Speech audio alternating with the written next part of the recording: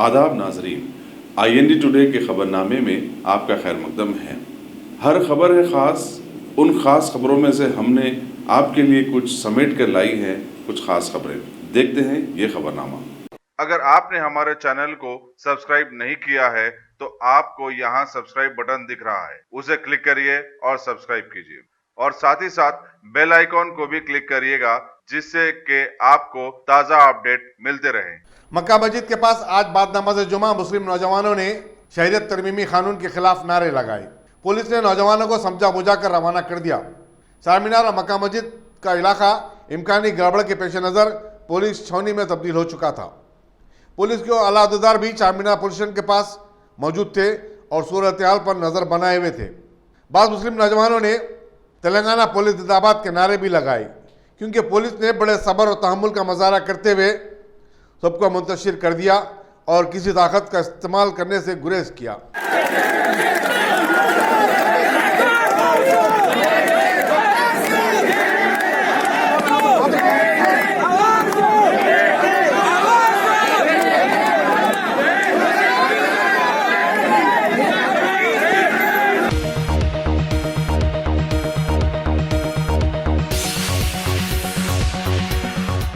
रियासती governor T Soundararajan ने आज लड़कियों के कौमी दिन एक पैगाम जारी किया और कहा कि लड़की की पैदाइश पर ज़्यादा खुशियां मनानी चाहिए, क्योंकि वो खुदा का अनमोल तोहफा और रहमत होती है। उन्होंने लड़कियों को ज़ेवर तालीम से आरास्ता करने की ज़रूरत पर जोर दिया ताकि यही लड़कियां आगे चलकर नई नस्ल का पहला मदरसा हो सकती हैं। January 24th. Today is a special day. Yes, today is the day of the girl children. Give health and wealth to her. Educate her, graduate her, protect her, altogether celebrate her.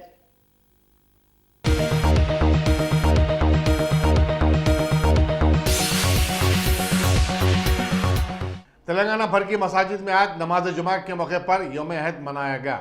इसमें मुसलमानों ने NPR के farm की खानापुरी न करने का अहद लिया। कई मसाजिद का इमाम और खतीबों ने मरकजी कानून CA को सियाह कानून करार दिया और कहा कि मुसलमान इस गैर कानूनी और गैर दस्तूरी कानून की किसी भी तरह तायद नहीं करेंगे। CA के खिलाफ जॉइंट एक्शन कमेटी ने तेलंगाना, आंध्रा और हैदराबाद, कर्नाटक के अजला में आज यौम अहद मनाने की अपील की थी। सदर joint action committee Mushtaq Malik ने अखबारी नुमाइंदों को बताया कि यौम अहद के मौके पर तीनों रियासतों में 50 से 60 लाख मुसलमानों ने NPR फार्म की खानापुरी न करने का अहद लिया। उन्होंने आवाम से अपील की कि वो इस एहतजाज के जरिए हुकूमत वक्त को शिकस्त दें। मुश्ताक मलिक ने एहतजाज को पुरअमन रखने की पुरजोर अपील की और कहा कि बैरूनी अनासिर तशद्दुद के जरिए एहतजाज को बदनाम करने और उसे कमज़ोर करने की साजिशें कर रहे हैं। चुनाचे मुसलमानों को और दूसरे तबकात को इससे चौकस रहना चाहिए। उन्होंने बताया कि शहर की खवातीन शाहीन बाग की खवातीन के साथ इज़हार यगानगत के तौर पर 26 और 27 जनवरी को दारुशफा ग्राउंड पर 48 घंटों का एहतजाजी धरना मुनज़्ज़म करेंगी। आज बरोज़ जुमा joint action committee Telangana, NPR, NRC और CAA ने यौम अहद का ऐलान किया था और मक्का मस्जिद में अभी हमने अहद लिया है। तेलंगाना के तमाम अज़ला, आंध्र प्रदेश और कर्नाटक, हैदराबाद, कर्नाटक के जो अज़ला हैं उन अज़ला में भी आज नमाज जुमा के मौके पर अहद लिया जा रहा है। नमाज जुमा से क़ब्ल ये अहद लिया जा रहा है। जिस तरह की तैयारी हमने की है और जो समझिए कि जॉइंट एक्शन कमेटी के डिस्ट्रिक्ट लेवल के ऑर्गेनाइज़र्स और हमारे समझिए कि डिफरेंट समझिए कि वर्कर्स जो हैं वो जिस तरह ग्राउंड पर मेहनत किए हैं, उस ताल्लुक़ से ये मैं आपको इत्तला दे रहा हूँ कि आज ये 3 स्टेट्स में 50 से 60 लाख मुसलमान ये अहद कर रहे हैं कि हम फॉर्म नहीं भरेंगे। 50 से 60 लाख मुसलमान तेलंगाना, आंध्र प्रदेश और कर्नाटक, हैदराबाद के डिस्ट्रिक्ट में ये आज अहद कर रहे हैं या करे हैं कि हम फॉर्म नहीं भरेंगे। चाहे वो एनआरपी के एनपीआर का मसला हो, चाहे एनआरसी का मसला हो।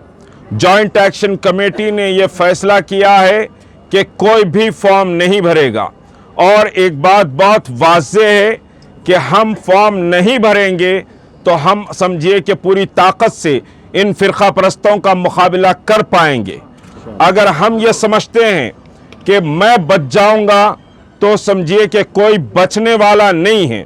आसाम में जो सिचुएशन इस वक्त हुई है, आसाम में डिटेंशन सेंटर्स में नौजवान बच्चों की मौत हो रही है और आसाम में कोई घर ये समझता है या कोई फैमिली ये समझती है कि हमारे डॉक्यूमेंट्स बहुत क्लियर हैं, हम दाखिल करेंगे, तो आसाम में ज़रा जाकर देख लीजिए या नेट पर मारकर आसाम की सिचुएशन को आप पढ़ लीजिए कि बाप का नाम आया, बेटे का नहीं आया, बीवी का नाम आया, शौहर का नहीं आया, शौहर का नाम आया, बीवी का नाम नहीं आया, और बच्चे बाहर हैं तो माँ बाप जेल में हैं, माँ बाप बाहर हैं तो बच्चे जो सो डिटेंशन सेंटर में फेंक दिए गए हैं।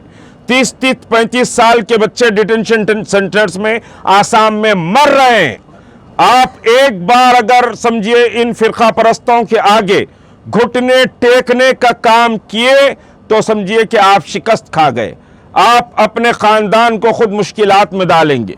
जो हमने फैसला किया है पूरी ताकत और कुव्वत से हम एक आवाज़ और एक इत्तेहाद के तौर पर काम कर रहे हैं कि फॉर्म नहीं भरेंगे। और आज अल्लाह का करम है कि 50 से 60 लाख मुसलमान आज अहद कर रहे हैं कि हम फॉर्म नहीं भरेंगे। ये छोटी बात नहीं है कि हर मस्जिद में, गांव के छोटे छोटे देहात में भी आज अहद दिलवाने का काम किया जा रहा है कि हम फॉर्म नहीं भरेंगे। और इसी सिलसिले में ख़वातीन के अंदर भी बेदारी पैदा करने के लिए 25, 27 और 28 को ख़वातीन का मुत्तहदा 48 घंटे का धरना दारुश्शफ़ा प्लेग्राउंड पर होगा। जो 25 और 26 को मुनक्किद होने वाला था उसकी तारीख तब्दील की गई है। 27 और 28 को यह धरना समझिए कि मुनक्किद होगा। और एक बात याद रखें कि सारा हिंदुस्तान हैदराबाद के मिलियन मार्च के बाद हैदराबाद को देख रहा है। सारा हिंदुस्तान इस वक्त हैदराबाद को देख रहा है। हमको मुत्तहद रहना है, किसी के बहकावे में नहीं आना है और किसी की बात नहीं सुनना है। मुत्तहदा आप आवाज़ लगाएंगे कि हम फॉर्म नहीं भरेंगे तो ही हम कामयाब होंगे। और जो एहतजाज हो रहा है, मेरी दरख्वास्त है कि रात में मुगलपुरे में एहतजाज हुआ 3 बजे तक के, बहरहाल मुख्तलिफ कॉल आते रहे। डिप्टी कमिश्नर से भी मैंने समझिए कि बात की, रात देर गए तक, फिर ACP से भी बात करना पड़ा, दूसरी अथॉरिटी से भी बात की। मगर एक बात याद रखिए, एहतजाज पुरअमन रहना चाहिए। एहतजाज पुरअमन रहेगा तो ये लड़ाई हम जीतेंगे। लोग चाहते हैं कि यह एहतजाज में फसाद और गड़बड़ी हो जाए। आपको चौकस और चौकन्ना रहना है। एहतजाज करिए, आपका हक है। एहतजाज से आपको कोई नहीं रोक सकता, लेकिन एहतजाज पुरअमन रहना चाहिए। एहतजाज जब कर रहे हैं तो आप अपने एहतजाज के ग्रुप पर सख्त नज़र रखें, इस वजह से कि बहुत से लोग एहतजाजों में दाखिल होकर अमन व अमान को बिगाड़ने की कोशिश कर रहे हैं। एहतजाज से मत डरिए और डर कर जिंदगी मत गुजारिए, शेरों की तरह जिंदगी गुजारिए। हम शेर हैं, शेरों की तरह जिंदगी गुजारेंगे। कोई डर के और धमकाने की कोशिश की जाएगी तो उसको बर्दाश्त नहीं किया जाएगा। बहरहाल ये एहतजाज और ये लड़ाई बहुत लंबी लड़ाई है और इस लड़ाई के लिए ज़हनी तौर पर हमको तैयार होना है। ये लड़ाई RSS के फिक्र और RSS के नज़रिए के खिलाफ लड़ाई है। ये लड़ाई कोई सियासी लड़ाई नहीं है, ये लड़ाई नज़रियाती लड़ाई है। ये मान कर चलिए, इंशाअल्लाह यार जिंदा।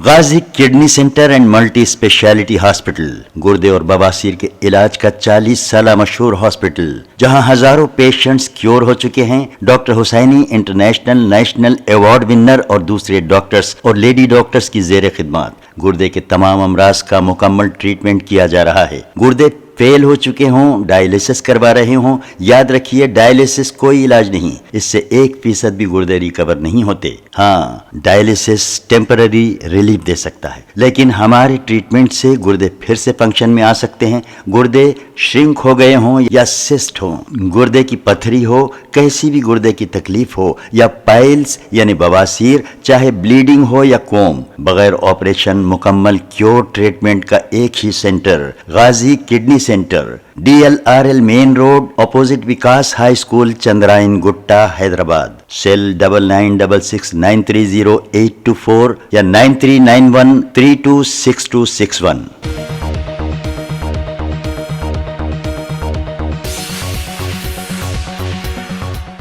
CAA, NPR और NRC के खिलाफ मोगलपुरे में एहतजाज करने वाली खवातीन के ग्रुप ने कल रात नामपल्ली में वाक़े रियासती बीजेपी के दफ्तर के रूबरू फ्लैश प्रोटेस्ट किया, जिसके नतीजे में सिटी पुलिस परेशान हो गई। टोली चौकी की मशहूर जहदकार शीबा मीनाई की क़यादत में खवातीन मोगलपुरे के धरने के मुकाम से यहाँ पहुँच गई थी। खवातीन मुखालिफ NRC, NPR और CAA नारे लगा रही थी। पुलिस एबिद रोड ने धरना पर बैठी खवातीन को मुश्किल से मुंतशिर किया, जिसके बाद इस इलाके में हालात मामूल पर आए। कबलती पुलिस ने रात तकरीबन 3 बजे मुगलपुरे में अब्बासी मंजिल पर एहतजाज के लिए बैठी हुई खवातीन को हिरासत में लेते हुए एहतजाज खत्म करवाया।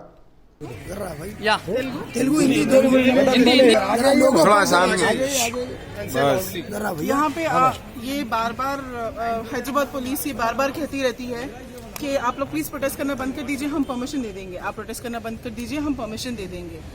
मुझे पता नहीं परमिशन किसको मिल रही है और कहाँ मिल रही है। ओवैसी साहब की रैली का परमिशन कैंसिल हुआ सुनने में आता है, और मगर बीजेपी को परमिशन है रैली करने का, प्रो रैली। ये शायद ही दुनिया की हिस्ट्री में पहली बार होगा। ये लोगों ने फॉर अपने खुद के गवर्नमेंट के लिए फॉर प्रोटेस्ट करके बोले, कुछ दिन के बाद उनको रियलाइज हुआ अपने खुद के लिए प्रोटेस्ट नहीं करते हैं, रैली करके कहने लग गए। ये शायद ऐसा पहली बार हुआ in the history of the world where you are taking out rallies for your own purpose. Government भी वही करने की कोशिश करी और उनको मिल जाता है। लाठियां लेके आ जाते हैं 800 RSS के बंदे और अपने हिस्टोनिक्स करते हैं, अपने लाठी फिराते हैं, पता नहीं क्या क्या करते हैं, और वो कर सकते हैं। हम लोग पीसफुली, औरतों को अंदर लॉकडाउन कर दिया गया है, आदमियों को अंदर कर दिया गया, और हमको कहा जाता है कि हमें इंटेलिजेंस मिली है कि लॉ एंड ऑर्डर प्रॉब्लम हो सकता है। मैं आपसे ये पूछना चाहती हूँ, आपको ये इंटेलिजेंस नहीं मिल रही है कि गवर्नमेंट गलत है? इसकी इंटेलिजेंस आपको कोई नहीं दे रहा है आपको। आप चाहते हैं हम एहतजाज करना बंद कर दें, roll back CR, roll back NRC, roll back NPR। आप ही उसको रोक दीजिए, हम लोग सब अपने घरों में आराम से रहेंगे। हमको कुछ शौक है कि हम अपने घरों को, बच्चों को, अपनी जिंदगियों को होल्ड पे रख के इस तरह से रहेंगे।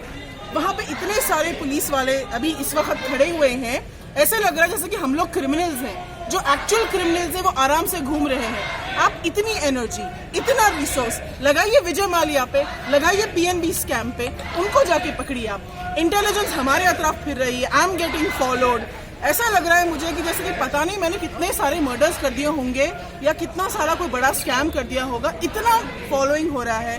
हम लोगों के साथ जो भी प्लान करने की कोशिश करते हैं या पार्टिसिपेट करने की कोशिश करते हैं। आज जब मैं एक प्रोटेस्ट कर रही थी तो 6 इंच की एक रस्सी लेके they slapped it around my waist, और 4 पुलिस ऑफिसर्स खींच रहे थे क्योंकि दे कुडंट टच मी, और वहां पे लेडी पुलिस ऑफिसर नहीं थी। मतलब यहाँ का जुल्म बढ़ता चला जा रहा है, थोड़ा थोड़ा करके। आप क्यों हमको प्रोटेस्ट करने से रोक रहे हैं? हम क्यों नहीं अमन पुरुषी के साथ एहतजाज कर सकते हैं? अभी आप आए थे तो क्या हुआ वो बोलिए कि आपको क्या था और यहाँ पे क्या हो रहा था और आप किस लिए आए थे और यहाँ पे क्या मुझे पता चला कि यहाँ पर एहतजाज कर रही हैं हमारी बहनें, एक्चुअली एहतकरीमा कर रही हैं फॉर दिस पर्पस, दुआ कर रही हैं, which I think is anybody's freedom, is anybody's right. उसके अलावा भी वो लोगों ने डिसाइड किया कि चलो हम एहतजाज भी करते हैं, साथ ही साथ हम क्लोज डोर में क्या करते हैं क्या आपको बताना जरूरी है हमको। अब कल में जब घर में दावत होगी तो मुझे आपसे पुलिस परमिशन लेना पड़ेगा। मुझे पुलिस ऑफिसर्स बोल रहे हैं कि मैडम आप कहाँ रहते हैं? मैंने कहा मैं यहाँ पे खरीब की नहीं हूँ, तो कहते हैं आप प्लीज अपने घर जाइए, आपको यहाँ आने का कोई वो नहीं है, you have no business being here. I don't have business being here. Those people don't have any business being here. Media doesn't have business being here. Then who has a business? सिर्फ नरेंद्र मोदी और RSS उनका business है क्या? सिर्फ हमारे घरों में घुसे, हमसे हमारे ID कार्ड पूछे, हमसे ऐसी चीजें पूछे which is not justified. And ये मेरी स्पेशली नॉन मुस्लिम ब्रदर्स और सिस्टर्स से मेरी रिक्वेस्ट है, आप लोग प्लीज हिस्ट्री पढ़ें और देखिए कि किस तरह से जर्मनी में नाजीज्म किस तरह से स्प्रेड किया गया था, किस तरह से इंसानियत के खिलाफ चीजें स्प्रेड की गई थी, किस तरह से 11 मिलियन पीपल डाइड। प्लीज याद रखें 6 मिलियन जूस वर मैसेकर्ड। ये सिर्फ जूस के लिए डिजाइन था, बट उनमें से भी 11 मिलियन पीपल टोटली मरे हैं, जिसमें से 6 लाख ज्यूस थे। इसका क्या मतलब है? आज अगर जुल्म सिर्फ मुसलमानों पे हो रहा है तो सिर्फ मुसलमानों तक ही रहेगा, वो आप पे भी आएगा कल। दलित्स, आदिवासी, इतने सारे लोगों के ऊपर ये अटैक होगा। किसके पास पेपर्स हैं? ऐसे कई पढ़े लिखे लोग हैं जिसके पास पेपर्स नहीं है। ये हिंदू मुसलमान की लड़ाई नहीं है, ये एक्चुअली लड़ाई है गरीबों के लिए, ये एक्चुअली लड़ाई है औरतों के लिए और इंसानियत के लिए। बाबा साहेब ने जिस तरह से हमारा इंडिया विजुअलाइज किया था ना, आज वो टूट रहा है, आज वो बिखर रहा है, और हम लड़ेंगे इसके लिए, हम पीछे नहीं हटेंगे। आप हमारे लिए, आप 10 वैन भरिए, हम 20 वैन के उतने लोग आ जाएंगे। आप 20 वैन भरिए, हम 40 वैन के उतने लोग आ जाएंगे। हम आते रहेंगे, हम रुकेंगे नहीं। आप मारिए, तोड़िए, कुछ भी करिए, हम अमन पुरुषी के साथ आपसे लड़ते रहेंगे। हम गांधी के देश हैं, हम अंबेडकर के देश हैं। जय भीम, जय हिंदुस्तान। आप तेलंगाना के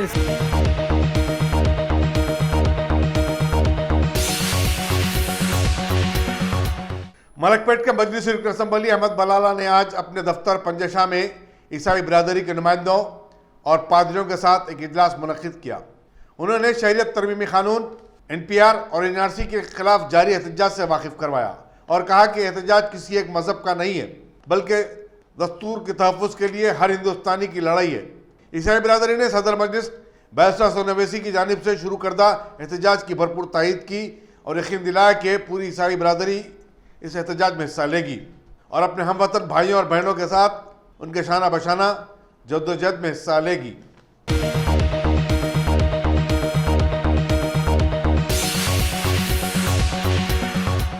मजलिस इत्तेहादुल मुस्लिमीन दहली के असम्बली इंतखाबात में हिस्सा नहीं ले रही है और ना ही किसी जमात की तायद का ऐलान किया है। मजलिस की दहली यूनिट के इंचार्ज MA हतीम ने मीडिया को बताया कि मजलिस अलबत्ता 2022 के बल्दी इंतखाबात में हिस्सा लेगी और तमाम सीटों पर मुकाबला करेगी। उन्होंने एक सवाल के जवाब में कहा कि दिल्ली में इंतखाबात में हिस्सा न लेने का फैसला पार्टी के हिकमत अमली का हिस्सा है। मजलिस पर हमेशा इल्ज़ाम लगाया जाता है कि वह BJP के उम्मीदवारों को जिताने के लिए मुकाबले में आती है, जो कि गलत है।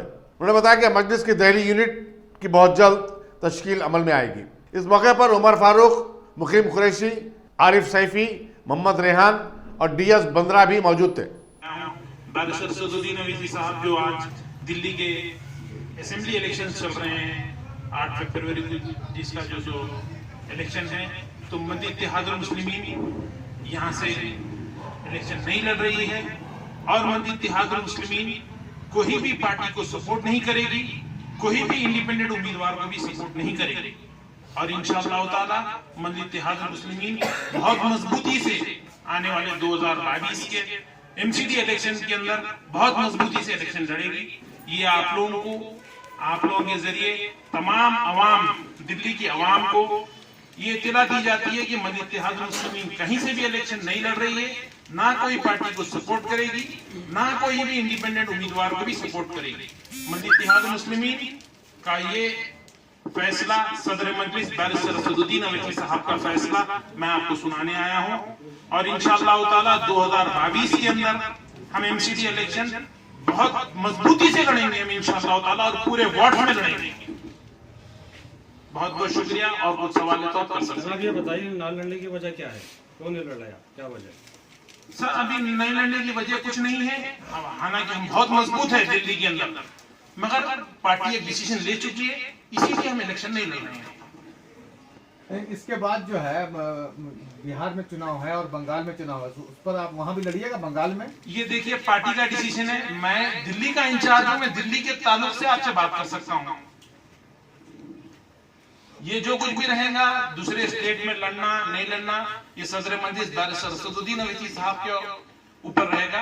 मैं दिल्ली के ताल्लुक से आप बात करिए, दिल्ली का इंशाअल्लाह ताला मैं आपको बराबर जवाब देने के लिए बैठा हूँ। हातिम साहब, आपकी पार्टी पे एक इल्जाम लगता है कि आप जहाँ भी इलेक्शन लड़ते हैं वहाँ BJP को फायदा पहुँचाते हैं, क्या ठीक है? भाई आप ये सवाल तो जो है ना हमारे national president barrister Saduddin Owaisi साहब से भी नेशनल मीडिया करती है। अगर ये इल्जाम लगता है तो आप लोग सोचिए, आज इल्जाम लगने से पहले जब महाराष्ट्र का इलेक्शन हुआ यही इल्जाम था कि जहां पर भी मजलिस जाती है और जो सो है ना बीजेपी को फायदा होता है उनके। क्या हुआ महाराष्ट्र के अंदर?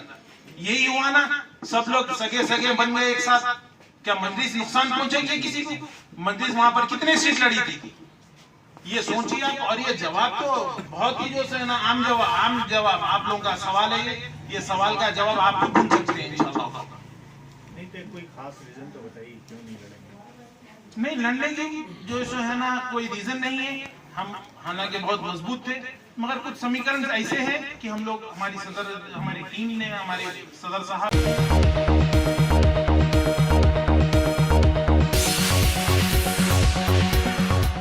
मजलिस और यूनाइटेड मुस्लिम एक्शन कमेटी की जानिब से कल 25 जनवरी को खिलवत मैदान पर मुनक़िद होने वाले जलसे-ए-आम और मुशायरे के इंतजाम का आज मजलिस रुकन असम्बली अहमद बलाला ने मुआयना किया।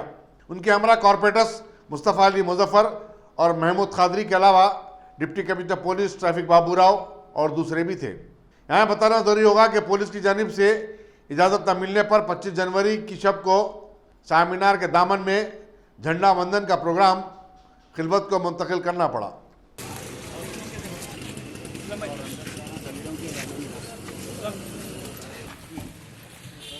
मैं रिक्वेस्ट लगाया।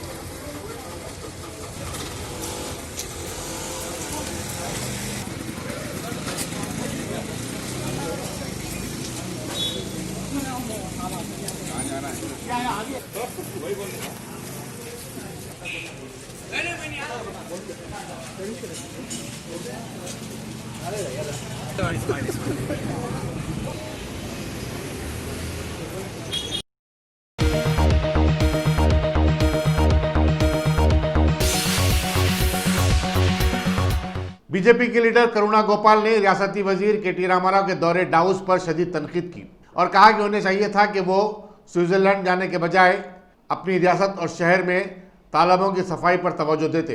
एक प्रेस कॉन्फ्रेंस से खिताब करते हुए करुणा गोपाल ने कहा कि बशमूल हुसैन सागर शहर के कई तालाबों की हालत नागुफ्ता है। आलमी बैंकों से माली मदद के बावजूद इनकी सफाई और उन्हें खूबसूरत बनाने का काम मुकम्मल नहीं किया जा सका। शहरों को असली इंफ्रास्ट्रक्चर से आरास्ता किया जाए तो बैरूनी सरमायाकार खुद ब खुद चल कर आएंगे, उन्हें दावत देने की जरूरत नहीं पड़ेगी। करुणा गोपाल ने मजीद कहा कि रियासती वजीर सनत के.टी. रामाराव तेलंगाना में हर किस्म के पार्क बनाने के वादे किए हैं, लेकिन इस सिमत कोई मुस्बत पेशरफ्त नहीं की गई। मैडम लास्ट टाइम भी बोले थे, तो टाइम के बाद आए नहीं अभी start. So I've organized this press conference just to let the citizens of Hyderabad know that our city is being ill-treated by the TRS government. KTR, who's the urban minister, doesn't seem to understand that just getting business is not the only thing. Right now, as we speak, he seems to be in Davos, in World Economic Forum in Switzerland, seeking business like a marketing person, saying, please invest in Hyderabad, please let's start more and more pharmaceutical companies, we are the best city in the world. But we know, sitting in the city, that he has messed up with our environment. And when his environment is not good, no company can survive here. To corroborate what I am saying, the lakes in Hyderabad are dying. For some of you who do not know, Hyderabad and Secunderabad are called the twin cities of lakes, and they were compared to the twin cities of Minneapolis and St. Paul in the United States. But today, we don't seem to have, we had thousands of lakes at one time. Today we have just a handful. Most of them are completely dry, polluted and inhabitable completely for even the fish. So KTR has to address illegal encroachments. He has to understand that the trash has to be lifted periodically and very quickly and very soon. And heavy metal toxicity is giving cancer, diabetes mellitus and cardiovascular disease to every citizen here. Hyderabad might have something to the tune of 20 lakh people with cardiovascular disease and diabetes mellitus. That's too much for a city to deal with. And if he is not being careful, our city will slip into what I call as a comatose state. It can even go to intensive care unit because he is inaction and his lack of sympathy for how the city is run is going to push the city there. So the city of fortune, Bhagyanagaram is what? City of fortune, I think will become soon a city of misfortune. So that's what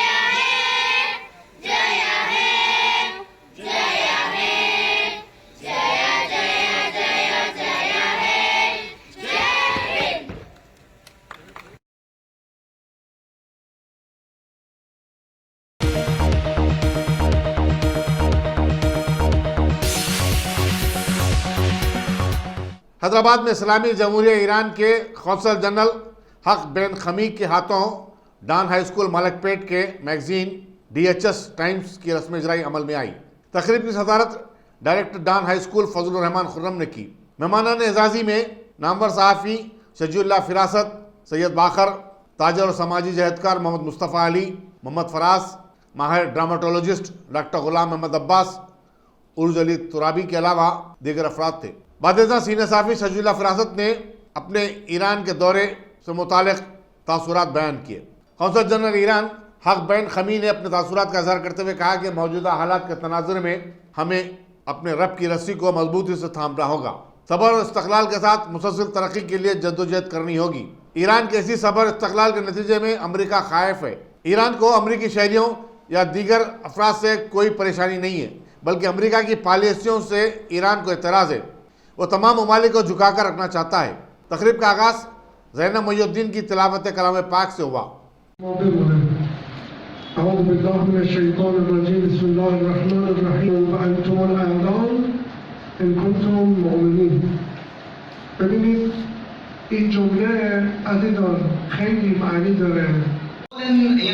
To lament, this is a proud occasion because Qasim Soleimani got what he wanted.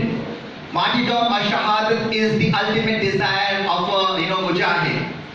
So without wasting much time, maps, Juwairiya Zahir and many others, but you all know where Iran is in the map, right? Yeah. By a puppet ruler of America. His name was Raza Shah Pahlavi. In 1979, something big happened which changed not just Middle East but the whole world, and that is Iran Revolution or Islamic Revolution of Iran. Ruhollah Khomeini, Ayatollah Ruhollah Khomeini has some Indian connection also. His forefathers lived in India. So we are proud of this great revolution and its founder.